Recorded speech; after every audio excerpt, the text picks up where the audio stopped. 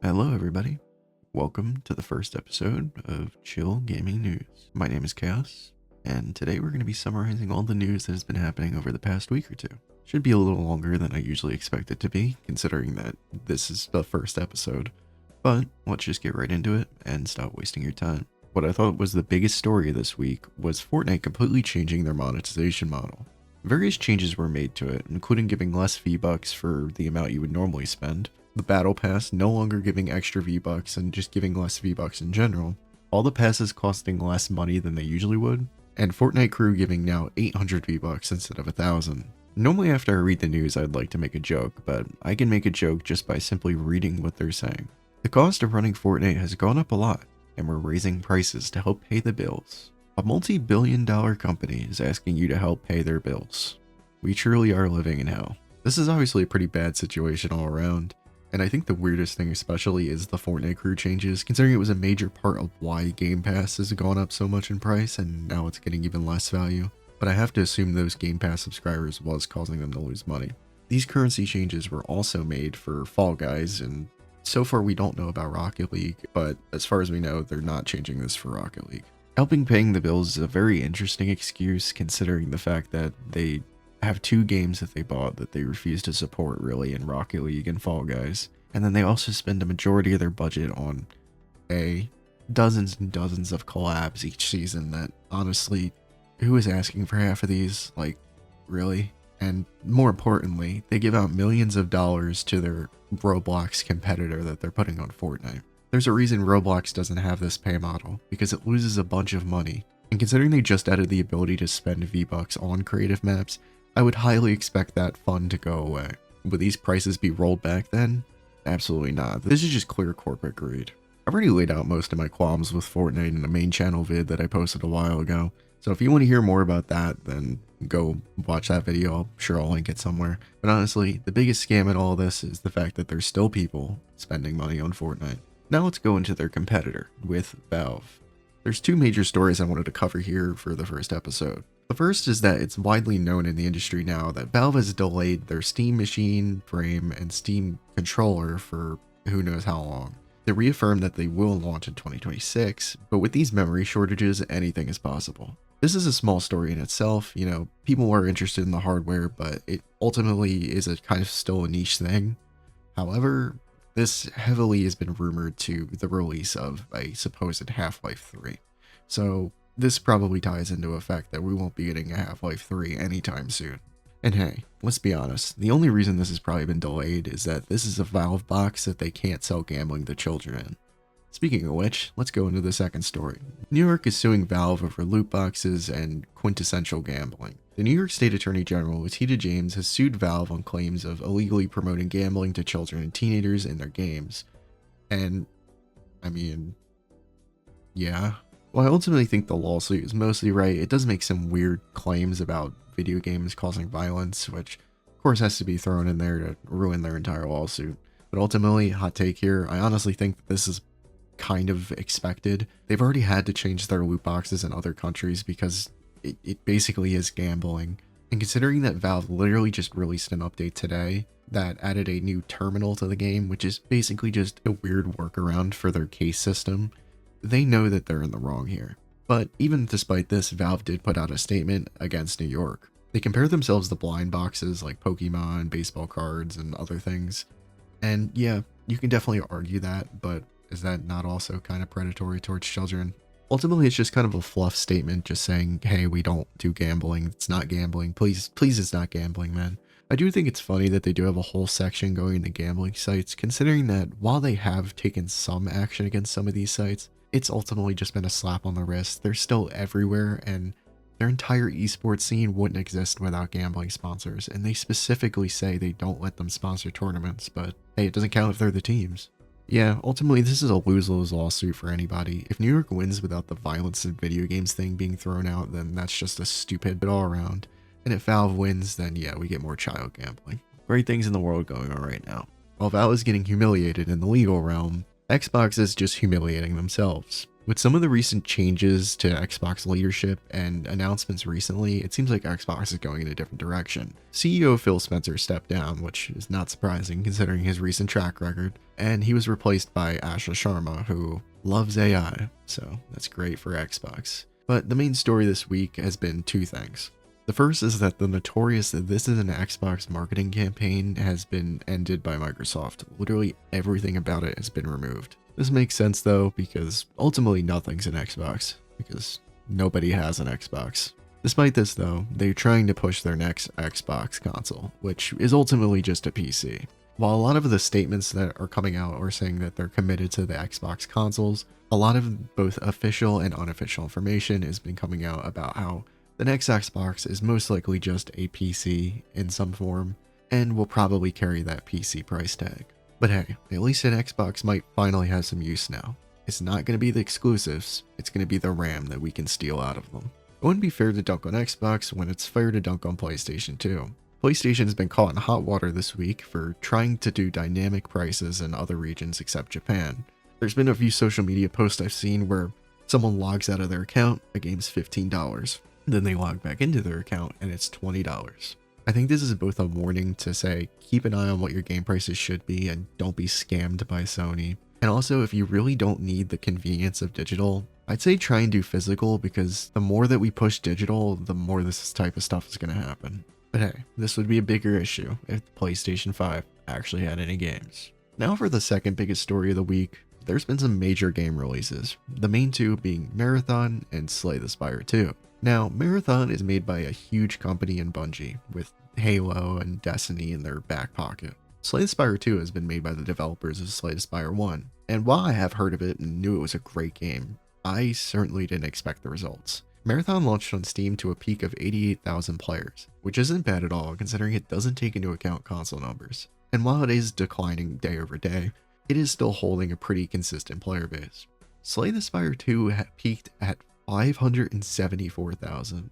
Even if we include console numbers for Marathon, I'd say in the best case scenario that they beat them by a tiny margin. And right now, Slay the Spire 2 has 237,000 people on right now with a 538,000 24-hour peak. That's insane for an indie game. And I don't want to use this to crap on Marathon like a lot of these other gaming controversy channels have done. It seems like a fine enough extraction shooter. I'm not a fan of extraction shooters, so it's obviously not going to appeal to me, but outside of the art controversy that's been done, I don't really have any malice towards the game. But I'm just really happy to see an indie game like this get as much love as it has. I think it deserves it, you know? I haven't played Slay the Spire 1, but most people say it's one of the greatest roguelikes of all time. And I'm glad that the developers are now able to cash in on that success to make a game that has become a juggernaut. And honestly, the only thing I'm mad about with Bungie is the fact that they just abandoned the Destiny Crucible for this. Yeah, I'm still salty about that.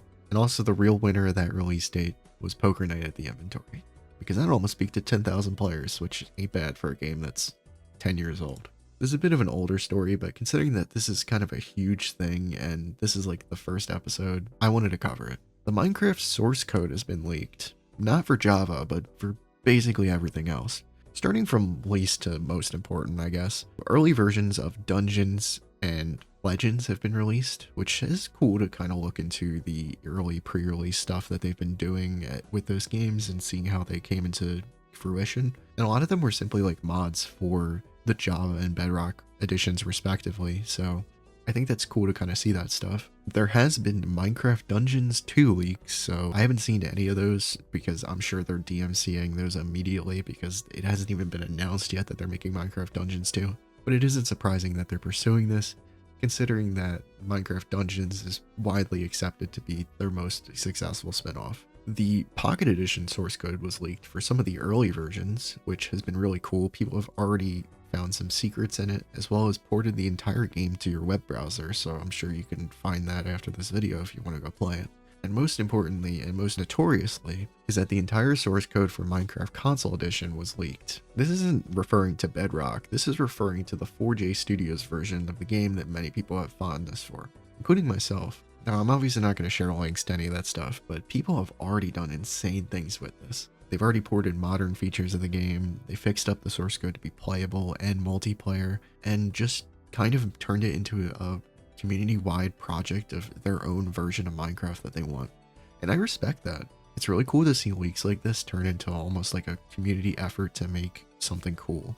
I'm definitely going to check it out at some point. Minecraft has been hit or miss on trying to take things down like this, and most of the DMCA type of stuff has probably been done by AI. It's kind of a wait and see thing with this type of stuff. It's kind of up to the community to see what's going to happen and what's going to be done with this source code and what can be found and made with it.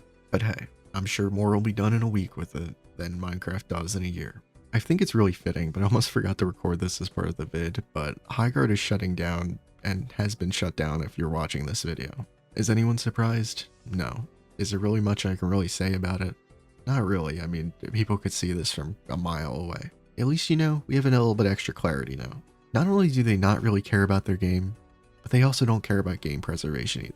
They really are living up to their live service name. Let's end this news video with two different COD stories. One more lighthearted, one more serious. To start with the kinda lighthearted one, let's end this news episode with two Call of Duty stories. The first is that COD leakers are being attacked by the Activision assassins. Last week, the Ghost of Hope, the biggest Call of Duty leaker and most accurate for the most part, got legally demanded by Activision to stop leaking information related to Call of Duty. There's a few reasons that have been speculated onto as far as why. The first is that he's been leaking a bunch of information regarding the next Call of Duty game, highly speculated to be Modern Warfare 4. Specifically about how it's been kind of a disaster development behind the scenes and is ultimately another year where player feedback has been completely ignored and is just going to be a repeat of the widely disliked Call of Duty Modern Warfare 2 reboot. There's a few other leaks that people say have caused this. The first is leaking a potential Call of Duty Zombies game in pre-production, which is insane. The second is the leaking of the most recent Zombies map, Paradox Junction, which has led to much disarray in the Zombies community due to it being kind of a remake and seen as lazy.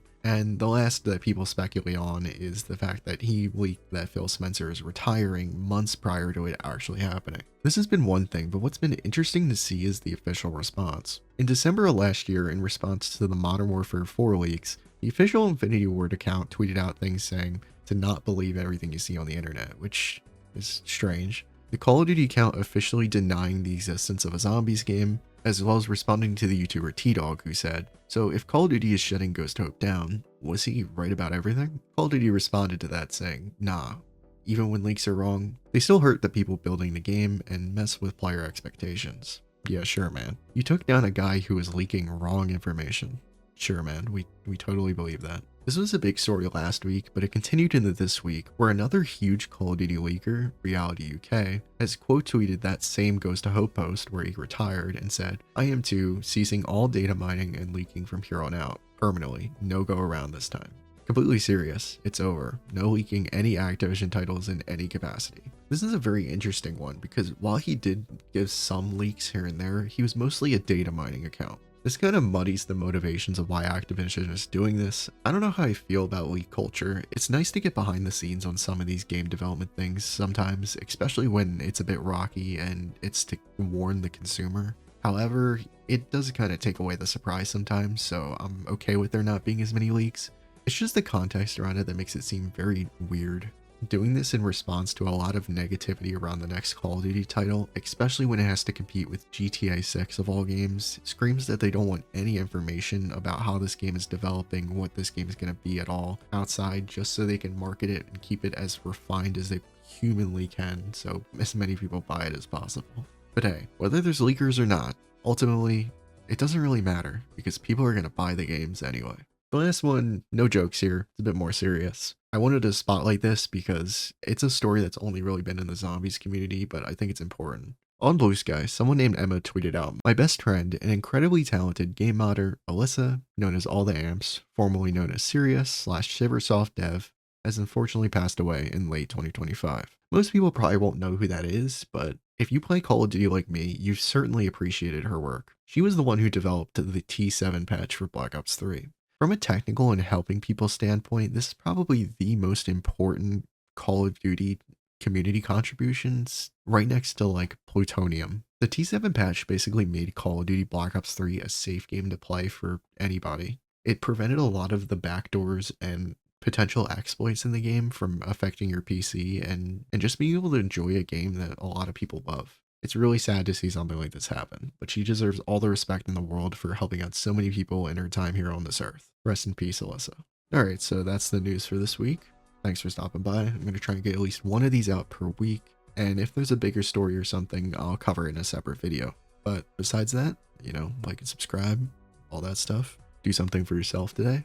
Drink some water. Leave a comment about any stories you want me to cover in the future, or just things you want me to cover in general. And yeah, thanks for watching. Have a nice day. Peace.